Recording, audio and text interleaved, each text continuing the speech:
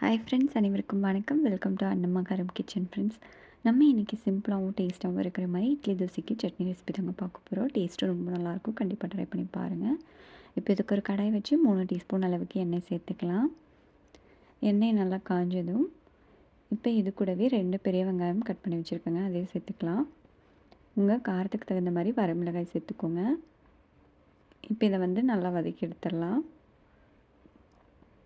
வெங்காயம் நல்லா கண்ணாடி மாதிரி வதங்கினதும் இது கூடவே 2 தக்காளி சேர்த்துக்கலாங்க. உப்பு தேவையான அளவு சேர்த்து இதையும் நல்லா குழைவாக வர வரைக்கும் வதக்கி எடுத்துக்கோங்க.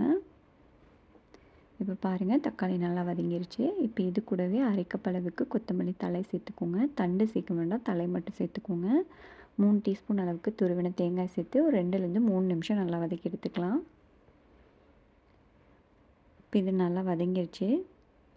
இப்போ இதை நம்ம ஆஃப் பண்ணிவிட்டு நல்லா ஆற வச்சிடலாம். ஆற வச்சுட்டு மிக்ஸி ஜாருக்கு மாற்றிக்கோங்க.